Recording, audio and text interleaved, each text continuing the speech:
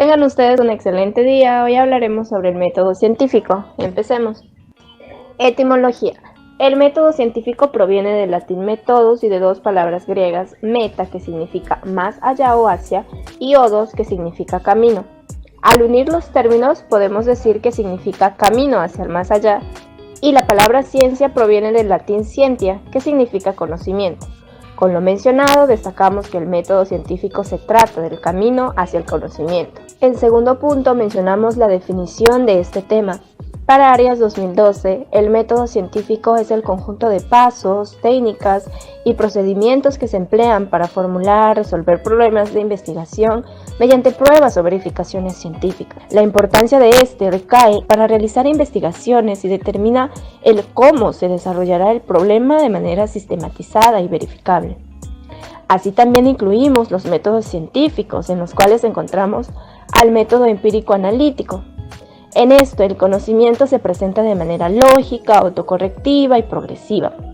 Dentro del método experimental, algunos lo consideran por su gran desarrollo y relevancia un método independiente del método empírico. En cuanto al método histórico, está vinculado al conocimiento de las distintas etapas de los objetos en su sucesión cronológica.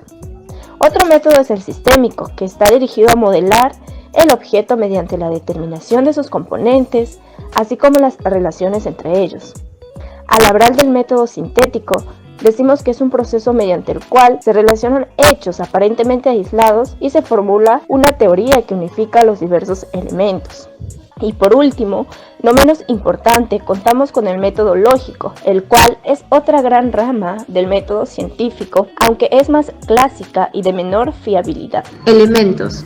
En los elementos que componen el método científico tenemos a los conceptos, los cuales son un conjunto de características o abstracciones generales y especiales, siendo estas las que distinguen una clase o relación. En las definiciones, estas son estructuras explicativas exponiendo con claridad y exactitud los caracteres de un objeto o fenómeno. En los objetivos, pues ya sabemos que los objetivos nos permiten explicar, describir los fenómenos y adquirir nuevos conocimientos de lo estudiado. En la hipótesis, siendo la suposición dada a partir de datos que sirven como base para iniciar una investigación o una argumentación. Las variables son las cualidades, propiedades o rasgos observables de los elementos del estudio científico, según la fuente y Marín del 2008 en la página 8. Y por último tenemos al indicador, que este sirve para conocer o valorar las características y la intensidad de un hecho para determinar su evolución futura. A continuación, en los métodos de investigación, pues esta llega a ser dividida por una etapa, en la etapa del método científico, la cual tiene como primer punto la observación científica.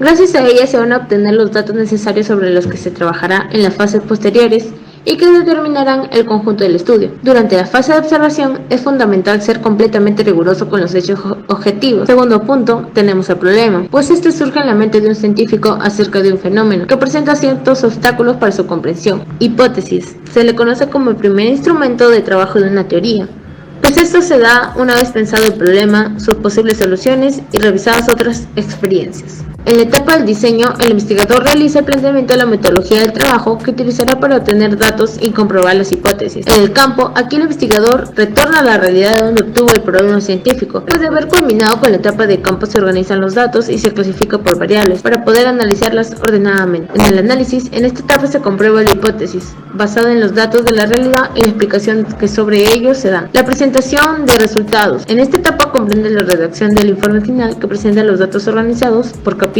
o por resultados y tenemos el nuevo conocimiento. Pues estos serán los datos que se comprueban por la hipótesis. Te daremos unos ejemplos del método científico aplicado de manera cualitativa. Sería el primer punto, la observación. Se observa que la comunidad indígena Urarina en Loreto, región de la selva peruana, no se comunica con el exterior y son agresivos. La comunidad indígena, al aislarse del mundo exterior, evita su desarrollo sostenible al no querer relacionarse con las otras comunidades y al negarse de participar de actividades turísticas que lo involucren.